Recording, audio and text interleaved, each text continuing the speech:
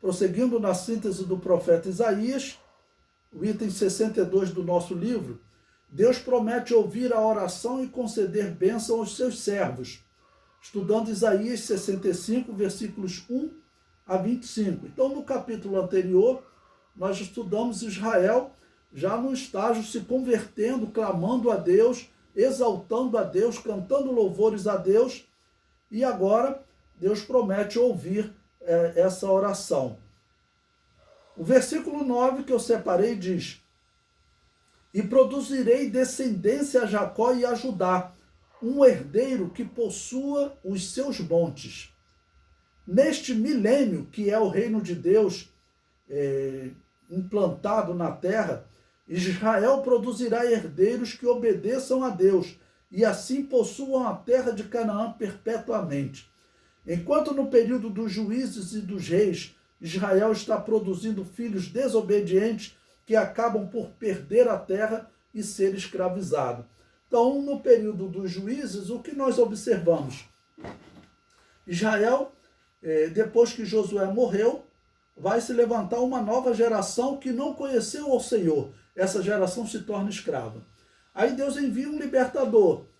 Tá bom? Aí, ele se converte ao Senhor. Mas passam alguns anos, algumas décadas, 40 anos, né, normalmente, se levanta uma nova geração que não conhecia o Senhor. Essa é a tônica do livro de Juízes. Então, o que acontece? Eles se desviam do Senhor e ocorre uma nova escravidão. E agora o que é profetizado é que eles não se desviarão nunca mais. Será iniciado um reino que durará eternamente. Dura 1000 anos aqui na terra e depois ele prossegue na Nova Jerusalém. O versículo 11 diz: Mas a vós que vos apartais de Yahvé, que vos esqueceis do meu santo monte, que preparais uma mesa para a fortuna e que misturais vinho para o destino.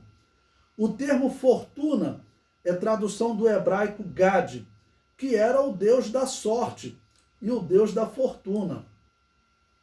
Fazer banquete ao deus da fortuna significa acreditar mais na sorte do que na providência divina. O termo destino é tradução do hebraico Mene, que era o deus do destino. Misturar vinho para o deus do destino significa acreditar mais no acaso do que no plano de Deus. Israel viveu um período em que acreditava mais no acaso em detrimento do Deus Todo-Poderoso. É mais ou menos o que as nações fazem hoje. O que os ateus querem defender é que todo o universo, toda a vida que existe hoje, tudo isso é obra do acaso. Não existe um Deus, né, que criou e organizou todo o universo. Né? Um autor chamado Richard Dawkins, um ateu, ele ainda diz o seguinte: olha, nós estarmos aqui é um grande golpe de sorte. Né? E, vamos pegar um exemplo do que seria golpe de sorte. Observe, o homem ele tem um código genético dentro dele, tá bom?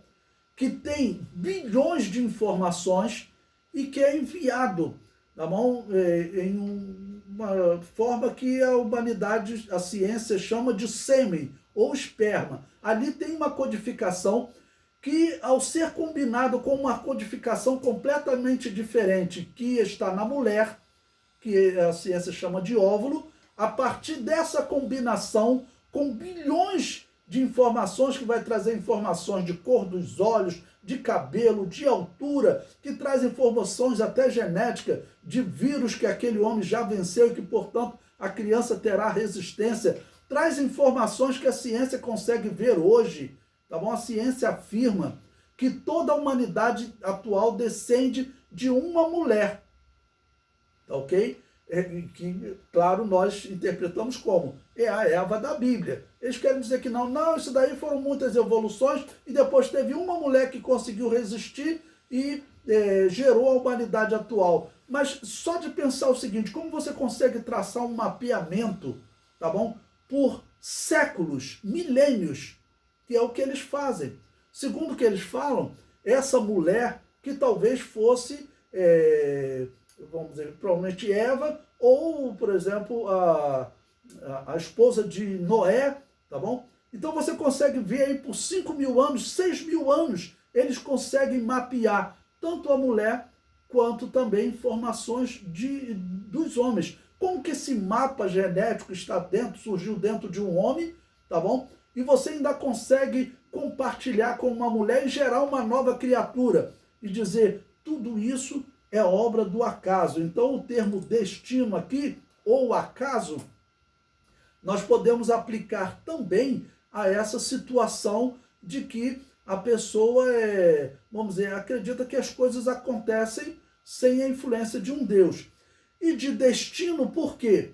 Infelizmente, os pagãos, eles pregavam, isso todos os pagãos, irmãos, cananeus, egípcios, gregos, romanos, os indianos pregam até hoje a doutrina de casta, né? Eles dizem, olha, eu faço parte de uma casta superior, você faz parte de uma casta inferior. Os deuses determinaram isso, né? Ou seja, os deuses já predeterminaram isso, ok? Os celtas, um dos piores tipos de espiritismo que existiu na história da humanidade, eles defendiam isso. Aí teve um pagão chamado Agostinho, que ele frequentou uma seita pagã dessa, chamada maniqueísmo, que defendia isso, que o destino de todas as pessoas estão escrito. Deus escreve um destino bom para alguns e um destino ruim para outros. Ele levou isso para o catolicismo, ou seja, levou isso para a Babilônia apocalíptica. Essa doutrina continuou sendo pregada pelos reformadores. Infelizmente, as Assembleias de Deus estão assimilando hoje essa doutrina do destino, né? E aqui Deus está repreendendo, né, dizendo que isso está errado. Depois eu separei o versículo 25. O lobo e o cordeiro se apacentarão juntos, e o leão comerá palha como o boi. Então, o reino que Deus preparou para Israel será um reino pacífico, até entre os animais. Ou seja, os animais voltarão a um estágio semelhante ao estágio anterior ao dilúvio, porque anterior ao dilúvio, pelo que nós vemos, todos os animais, e o homem também, eram todos vegetarianos, eles não comiam carne. Só depois do dilúvio, podemos ler lá em Gênesis capítulo 8, 9, é que Deus autoriza o homem comer carne. Mas todos os animais eram vegetarianos. Os animais, nesse período, eles ainda não se atacavam, vamos considerar assim. E durante o milênio, né, o que está sendo dito? Que o lobo não vai mais atacar o cordeiro, o leão também não, né? Todos vão comer palha como boi. Então a Bíblia profetiza, Isaías profetiza, que esse reino haverá paz entre Deus e os homens, porque estarão em comunhão, haverá paz entre homens e homens, e haverá paz também entre homens e animais, porque nós veremos mais à frente, né? Diz que um menino vai guiar o leão, ok? E haverá paz também entre os animais, ok? Nenhum animal atacará mais ao outro. E nós dizemos, por que haverá essa paz nesse reino? Porque o príncipe é Jesus, que é chamado de príncipe da paz. Esse é o governador do mundo e a razão para Israel ter paz nesse período e toda a humanidade também.